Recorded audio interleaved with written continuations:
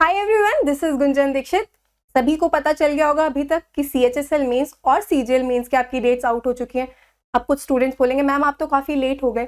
मैं कुछ चीज़ों पे एनालिसिस कर रही थी। हाँ, वो एक चीज़ मिस हो गई कि नोटिफिकेशन आते ही नहीं बोला गया अरे नोटिफिकेशन आ चुका है, आपकी डेट्स आउट हो गई। ठीक है, एनी हाउ आपको इस चीज़ की नॉलेज हो चुकी होगी अभी तक कि डेट्स आउट हो चुकी हैं हमारी।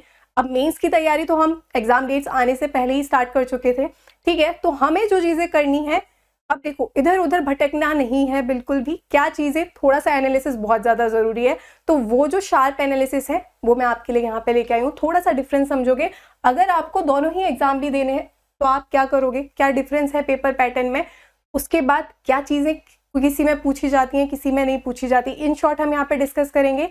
हम क्या क्या चीजें कर चुके हैं, आपको मेंस के लिए क्या क्या करना चाहिए और हम यहाँ पे किस ऑर्डर में चीजें कर रहे होंगे, ये सभी आपको इस शॉर्ट सेशन में पता चल जाएगा। ठीक है, चलिए देखो इतनी सी बात है सिर्फ कि क्या है आपका पेपर पैटर्न, क्या डिफरेंस था आपका CGL मेंस और CHSL मेंस में। तो इस बार जो आपका CGL मेंस हुआ था उसमें आपके किसके सवाल पूछे गए थे, डाटा सफिशिएंसी के सवाल पूछे गए थे, पर ये चीज आपकी CHSL मेंस में नहीं पूछी गई। अब इसका ये मतलब बिल्कुल नहीं है कि आपको वो चीज करनी ही नहीं है। डेफिनेटली हम पूरा सिलेबस करेंगे, बट आपको क्या चीज समझनी है कि क्या पैटर्न में कुछ बहुत ज्यादा डिफरेंस है। सिर्फ दो चीजों का डिफरेंस देखा गया था CGL मेंस में और CHSL मेंस में। ठीक है, अगर आप CPO की भी तैयारी कर रहे हो तो भी इस बात को समझो, कोई डिफरेंस नहीं है लेवल में।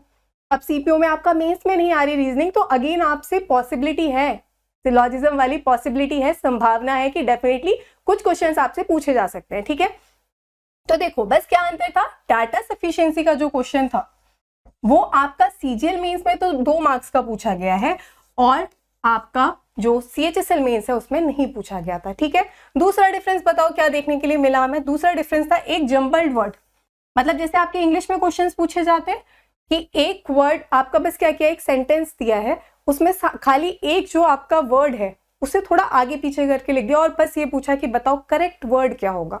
वहां पे क्या करेक्ट वर्ड आना चाहिए, उसके 2 सवाल आपके पूछे गए CHSL मेंस में। बहुत ही प्यारे और इजी लेवल के सवाल थे, बिल्कुल भी कुछ डिफिकल्ट नहीं था उसमें। ठीक है, और आपका CGL मेंस में एक भी क्वेश्चन नहीं पूछा गया था। ये रही बात कि टॉपिक्स जो थोड़े से आगे पीछे हुए, बस इतना ही आगे पीछे हुआ है। बाकी आपका एग्जाम वेटेज आप एक बार देख लोगे। क्रिटिकल रीजनिंग CGL मेंस में 3 सवाल, CHSL मेंस में 4 सवाल। ठीक है, उसके बाद आपके कुछ जो टॉपिक्स हैं, इनइक्वालिटी, डिक्शनरी। अब देखो थोड़ा सा हम समझेंगे कि हमने चीजें किस ऑर्डर में, अब यहाँ पे हम ऑलरेडी खत्म कर चुके हैं। अब हम क्या कर रहे होंगे, प्री और मेंस। मेंस में भी अब देखो, मेंस में आप ये चीज समझो, जिसके लिए हम एक सीरीज भी स्टार्ट कर रहे हैं, रियलिटी चेक सीरीज। सिर्फ जो आपके नए चैप्टर इंट्रोड्यूस हुए हैं ना, उस पे आपको काम कुछ अलग और ज्यादा करना है। जो चैप्टर आपके सेम रिपीट हो रहे हैं उसमें कुछ भी लेवल का डिफरेंस नहीं हुआ है। ये चीज आप खुद पेपर उठा के देखोगे। इवन हम एक पेपर यहाँ पे डिस्कस कर चुके हैं और आप देखोगे कि क्या कोडिंग डिकोडिंग के बहुत डिफिकल्ट सवाल पूछे गए थे, नहीं, क्या लॉजिक फॉलो हो रहा था, +1 +1 +2 इस तरह के सवाल पूछे गए हैं आपसे एग्जाम में। तो थोड़ा सा एनालिसिस देखो, हार्ड वर्क डेफिनेटली करना है पर एक राइट डायरेक्शन में करना है। ठीक है, तो ये चीज समझोगे। कौन से नए टॉपिक पहली बात तो आए हैं, डाटा सफिशिएंसी, क्रिटिकल रीजनिंग। अब इनइक्वालिटी की हम अगर बात करें तो देखो इनइक्वालिटी आपका MTS में पूछा जा चुका है, पर वो CGL और CHSL में अभी तक नहीं पूछा गया, बाकी एग्जाम्स में नहीं पूछा गया था। तो इनइक्वालिटी, देन उसके पास आपका यहाँ पे इस बार क्या हुआ था, डिक्शनरी की जगह मीनिंगफुल वर्ड पूछ लिया था, सिर्फ इतना चेंज हुआ था। तो उसमें ऐसा कुछ बहुत बड़ा चेंज नहीं हुआ है, बस ये पूछा था बताओ कौन सा वर्ड बनेगा। ठीक है, और कौन सी चीजें आपकी, और बाकी सब देखो सेम है, mathematical operation, sitting arrangement, order ranking, बाकी सब चीजें बिल्कुल ही सेम है। नॉन वर्बल पार्ट, आपको भी ये चीज पता है कि जब हम नॉन वर्बल पार्ट करते हैं तो उसमें आपको एज सच कंसेप्ट बहुत ज्यादा नहीं चाहिए, वो सिर्फ होगा कि आप कितनी ज्यादा प्रैक्टिस कर रहे हो।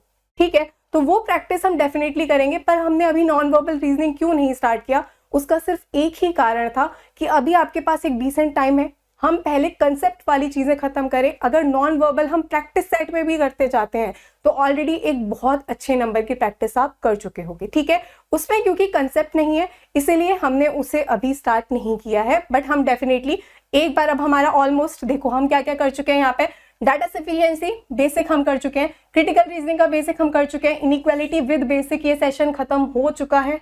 ठीक है, अगर आपने कहीं से पढ़ रखा है फिर भी आप बेसिक सेशन जरूर देखें, चाहे आप थोड़ी स्पीड अप करके देंगे, डेफिनेटली आपके कुछ कंसेप्ट क्लियर होंगे। ठीक है, डिक्शनरी देखो, अगेन डिक्शनरी में कुछ कंसेप्ट वाली चीज नहीं है, एक छोटा सा वीडियो आपको प्रोवाइड कर दिया जाएगा 15 मिनट का, बस उतना काफी है।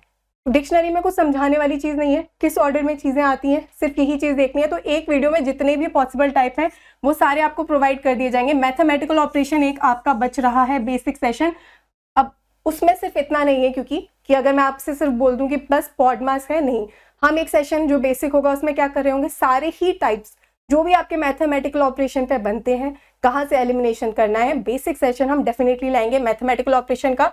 सेटिंग अरेंजमेंट बेसिक सेशन कर चुके हैं हम, सिलॉजिज्म कर चुके हैं, ऑर्डर एंड रैंकिंग एक आपका बच रहा है, एक आपका मैथमेटिकल ऑपरेशन बच रहा है, ब्लड रिलेशन हम खत्म कर चुके हैं, कोडिंग डिकोडिंग खत्म कर चुके हैं। अगेन कोडिंग डिकोडिंग के अंडर ही ये सीरीज एनालॉजी ऑड वन आता है। इसी तरीके से हमने चीजें खत्म की हैं, तो हम ये 3 टॉपिक्स भी खत्म कर चुके हैं। जब बात आई आपकी बेसिक सेशन की, बाकी जो हमारी चीजें बच रही हैं वो सिर्फ क्या है, एक आपका ऑर्डर एंड रैंकिंग का बेसिक सेशन है और एक आपका मैथमेटिकल ऑपरेशन का। ठीक है, इसके बाद मिरर इमेज का अगेन एक छोटा सा सेशन आपको दे दिया जाएगा, सिर्फ बहुत छोटा सा कंसेप्ट है। और नॉन वर्बल रीजनिंग में अगेन क्या है, सिर्फ और सिर्फ प्रैक्टिस। बस आपको क्या करना है कि इसमें ये चीज फॉलो हो रही है, इसमें ये चीज फॉलो हो रही है, उसमें बहुत कुछ समझाने जैसा नहीं है, कंसेप्ट जैसा नहीं है, क्लियर है ये चीज आपको।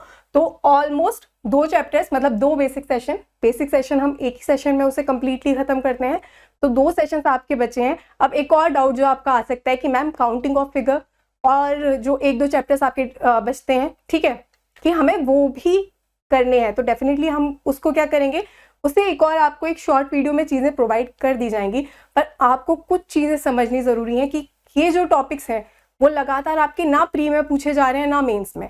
ठीक है, तो उसके पीछे पहले भागने से अच्छा है कि जो चीजें आपको पता है प्री में भी इस बार आपने देख लिया, चीजें नहीं पूछी जा रही, कुछ चैप्टर्स हैं जो कि अब नहीं पूछे जा रहे, फिर भी हम क्या करेंगे, एक वीडियो में शॉर्ट से शॉर्ट में जितनी चीजें हो सकती हैं डेफिनेटली उसे खत्म कर लेंगे, कोई परेशानी वाली बात नहीं है। ठीक है, बट ये जो आपको पता है ना कि लगातार सेम आपका देखो सीजीएल और सीएचएसएल 2 मेंस के पेपर्स में आप इस चीज को एनालाइज कर चुके हो, तो ये चीजें तो बिल्कुल टिप्स पे होनी चाहिए। तो अब हम क्या करेंगे, अगेन देखो, अब कोई बिगनर नहीं है, अब कोई बिगनर नहीं है। अगर आपने मेरे सारे सेशंस देखे हैं, आपने सारे बेसिक सेशंस देखे हैं, अगेन सिर्फ 2 बेसिक सेशंस के बाद हम एक अच्छे लेवल की तैयारी यहाँ पे करेंगे। प्री समझना आपके लिए कुछ चीजें जो बहुत ज्यादा इंपॉर्टेंट है, वो सिर्फ ये है कि मेंस में जो आपके नए टॉपिक इंट्रोड्यूस हुए हैं, जो कि है आपका data sufficiency, critical reasoning, inequality, देखो एक सेशन में हम खत्म कर चुके हैं, बहुत ईजी सा चैप्टर है वो। ठीक है, तो उसे आप देख के खत्म कर दोगे, उसके लिए एज सच बहुत ज्यादा अलग लेवल की तैयारी करने की जरूरत नहीं है। तो इसका सिर्फ यही डिफरेंस है आपका प्री और मेंस में, बाकी कोई भी डिफरेंस नहीं है। ठीक है, लेवल अगर हम तैयारी कर रहे हैं तो हमें प्री में भी एक अच्छे लेवल की तैयारी करनी होती है, और सेम ही पैटर्न आपका कहाँ पे रिपीट होगा, मेंस में।